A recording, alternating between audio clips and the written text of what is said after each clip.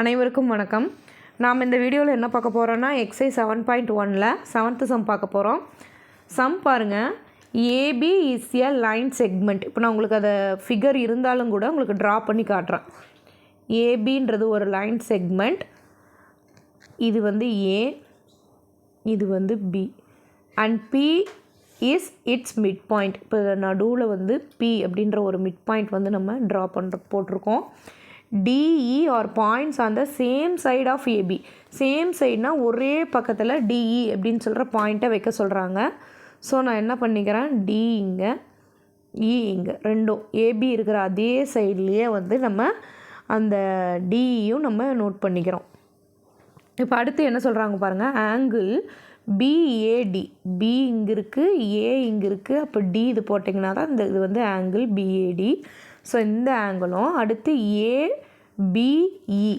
ஏ இங்கே இருக்குது, B இங்கே இருக்குது, E இங்கே இருக்குது. அப்போ இங்கே இருக்கக்கூடிய இந்த ஆங்கிளும் அவங்க ஈக்குவல் அப்படின்னு சொல்லி கொடுத்துருக்காங்க. ஸோ இந்த ரெண்டு ஆங்கிள் நம்ம போட்டுட்டோம். அடுத்து இன்னொன்று சொல்கிறாங்க பாருங்கள். EPA. E இங்கே இருக்குது, P இங்கே இருக்குது. ஸோ இது EPA வேறு கலர் நம்ம ட்ரா பண்ணி பார்ப்போம். இப்போ வந்து EPA கீழே அப்படியே நான் உங்களுக்கு டிஃப்ரென்ஸ் தெரியணும்னு அப்படியே நான் லைனாக போடல, கொஞ்சம் கீழே இறக்கி போட்டிருக்கேன். ஸோ இந்த ஆங்கிள் ஈக்குவல். இதுவும் அடுத்து இருக்கக்கூடிய DPM. D இங்கே இருக்குது, P இங்கே இருக்குது, சாரி DPB. அப்போ D இங்கே இருக்குது, DP இந்த நம்ம எரேஸ் பண்ணிடலாம். என்ன சொல்கிறாங்க பாருங்கள். DPB இங்கே கீழே நம்ம இதை போட்டுப்போம். ஸோ இந்த ஆங்கிளும் ஈக்குவல் அப்படின்னு சொல்லியிருக்காங்க. நம்மளுக்கு வந்து என்ன கேட்டிருக்காங்க கொஷின், ஃபஸ்ட்டு கொஷின் என்ன, இப்போ ஆங்கிள்ஸ் எல்லாம் உங்களுக்கு புரிஞ்சிருக்கும், உங்களுக்கு என்ன சம்முன்றது உங்களுக்கு தெளிவாக இருப்பீங்க. இப்போ என்ன கொஷின் கேட்குறாங்கன்னா ட்ரையாங்கிள் DAP. ஸோ ட்ரையாங்கிள் நம்ம இந்த ஃபிகரில் பார்ப்போம். நம்ம ஆல்ரெடி இங்கே இருக்கிறத தான் நம்ம இங்கே ட்ரா பண்ணியிருக்காங்க. ஸோ இதில் ட்ரையாங்கிள் எதுன்றதை நம்ம கண்டுபிடிக்கலாம். இங்கே இருக்கக்கூடிய DAP இந்த ட்ரையாங்கிளும் அடுத்த ட்ரையாங்கிள் என்ன சொல்கிறாங்க EBP. அடுத்த ட்ரையாங்கிள் பாருங்கள். இங்கே இருக்கக்கூடிய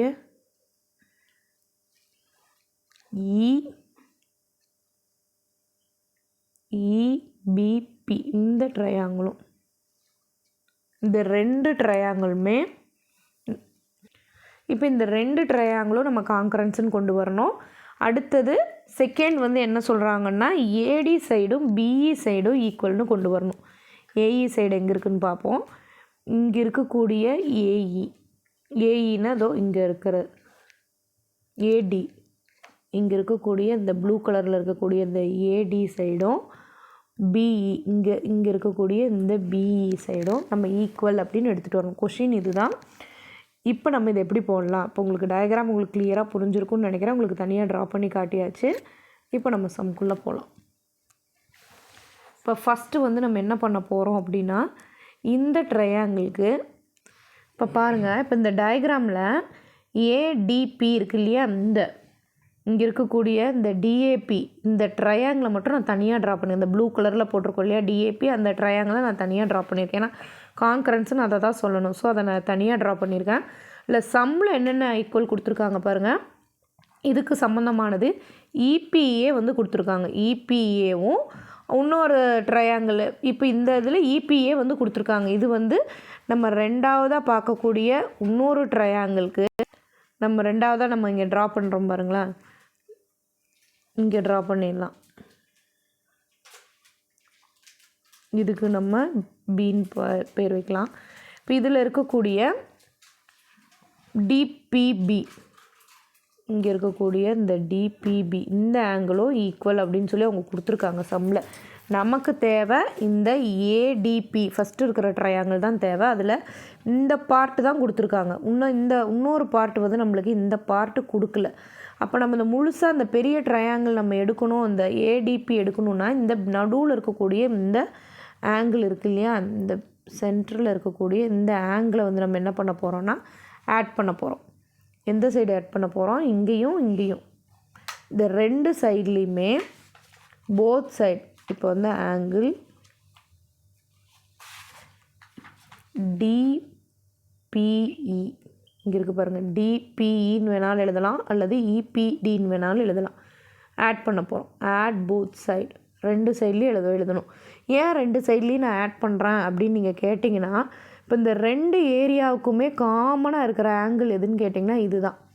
இந்த ட்ரையாங்கிளுக்குமா இருக்கட்டும், இப்போ இந்த ரோஸ் கலரில் போட்டிருக்கிறதுக்கு வேணும்னாலும் இந்த சென்டர் பார்ட் இருந்தால் தான் நம்ம பெரிய அந்த ட்ரையாங்கிளோடைய ஹோல் ஆங்கிள் எடுக்க முடியும். இந்த ப்ளூ கலரில் போட்டிருக்கிறதுக்கு எடுக்கிறதுக்கு பார்த்தீங்கன்னாலும் இந்த ஆங்கிள் கொடுத்துருக்காங்க. ஸோ இந்த ஆங்கிள் இருந்தால் தான் டோட்டலாக நம்மளுக்கு மொத்த ஆங்கிளாக நம்ம அந்த ட்ரையாங்கிளில் எடுக்க முடியும். அப்போ ரெண்டு பார்ட்டுக்குமே காமன், ரெண்டு ஏரியாவுக்குமே ட்ரையாங்கிளுக்குமே எதுன்னு கேட்டிங்கன்னா இந்த நடுவில் இருக்கக்கூடிய இந்த ஆங்கிள் தான்.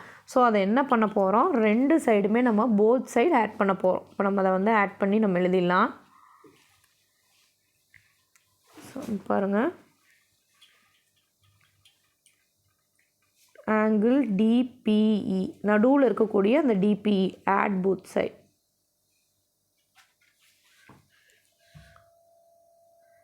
ஸோ அது நம்ம வந்து ஆட் பண்ணால் நம்மளுக்கு என்ன வரும், ஆல்ரெடி அவங்க கொடுத்துருக்குற ஆங்கிளை எழுதிக்கிங்க. இங்கே இருக்கக்கூடிய இபிஏவும் இங்கே இருக்கக்கூடிய டிபியும் ரெண்டுமே ஈக்குவல்னு சொல்லிட்டாங்க. ஸோ ரெண்டு ஆங்கிளும் இங்கே கொடுத்துருக்காங்க பாருங்கள், டபுள் இதில் ஈக்குவல் தான். இப்போ ரெண்டு சைடும் இந்த டிபிஇ தான் ரெண்டுக்குமே காமன். அதனால் ரெண்டுக்கும் காமனாக இருக்கக்கூடிய அந்த சென்டரில் இருக்கிறத நம்ம எடுத்தோம், ஆட் பண்ணோம் அப்படின்னா நம்மளுக்கு என்ன கிடச்சிரும், டோட்டலாக நான் ப்ளூவில் போட்டிருக்கேன் பார்த்தீங்களா, அந்த ஆங்கிள் நம்மளுக்கு கிடச்சிரும். ஆங்கிள் டிபிஏ, டிபிஏவோட அந்த டோட்டல், இந்த பி தான் நடுவில் வரணும், அதை மட்டும் பார்த்துக்கோங்க, அது வந்துடணும். அதே மாதிரி இந்த சைடு டோட்டலாக பார்க்கணுன்னா இந்த மொத்த ஆங்கிள், இந்த டோட்டல் ஆங்கிள், அப்போ இதுக்குமே நடுவில் பி வரணும். அப்போ ஆங்கிள் இந்த பிங்க் கலரில் இருக்கக்கூடிய இந்த ட்ரையாங்கிள் நம்ம எடுக்கிறோம். அப்போ அதோடய ஆங்கிள் எப்படி எழுதுவோம், இபிபி, சென்டரில் பி வரணும், அது மட்டும் நம்ம பார்த்துக்கணும். ஸோ இது நம்மளுக்கு கிடைக்கும். இப்போ நம்மளுக்கு சம்மில் என்னென்னலாம் கொடுத்துருக்காங்க அப்படின்னு சொல்லி பார்ப்போம். இப்போ பின்றது மிட் பாயிண்ட் அப்படின்ற ஒரு லைனுக்கு இது மிட் பாயிண்ட் அப்படின்னு என்ன அர்த்தம், இது இந்த சைடும் ரெண்டுமே ஈக்குவல்னு அர்த்தம். இப்போ இது ஏ, இது பி, இது பின்னா இப்போ என்ன அர்த்தம், ஏபி ஈக்குவல் டு பிபி, ஏன்னா இது வந்து மிட் பாயிண்ட்டுன்றதுனால, பின்றது மிட் பாயிண்ட்டுன்றதுனால நம்மளுக்கு இது ரெண்டு சைடுமே ஈக்குவல். அதுக்கு அடுத்தது அவங்களே வந்து சம்மில் வந்து என்ன கொடுத்துருக்காங்க, பிஏடி அது வந்து ஈக்குவல் அப்படின்னு சொல்லி அவங்க ஆல்ரெடி கொடுத்துட்டாங்க. இப்போ பாருங்கள் உங்கள் சம்மில் என்ன கொடுத்துருக்காங்க இப்போ அப்படின்னு கேட்டிங்கன்னா, ஆங்கிள் பிஏடியும் ஆங்கிள் ஏபிஇயும் ஈக்குவல் அப்படின்னு சொல்லிட்டு இதுவும் நம்மளுக்கு சம்மிலே கிவன் கொடுத்துருக்காங்க. இந்த ஃபஸ்ட் பேஜில் பாருங்கள், இந்த ஃபஸ்ட் பேஜில் இங்கே கொடுத்துருக்காங்க பாருங்கள், இதோ இங்கே கொடுத்துருக்கிறது தான் நான் இங்கே எழுதியிருக்கேன். ஸோ நம்ம வந்து அதை நம்ம வந்து எழுதியிருக்கோம். இது என்னங்க மிஸ் அப்படின்னு நீங்கள் கேட்டிங்கன்னா, இங்கே நம்ம கொடுத்துருக்காங்க இல்லையா, இதோ இங்கே நம்ம போட்டிருக்க இந்த ஆங்கிளும் ஈக்குவல்ட்டாங்க. நமக்கு சம்முக்கு நம்ம எடுத்துருக்கிறது எந்த ட்ரையாங்கிள், ஸோ இந்த ட்ரையாங்கிளும் தான் நம்ம இப்போ எடுத்திருக்கோம்.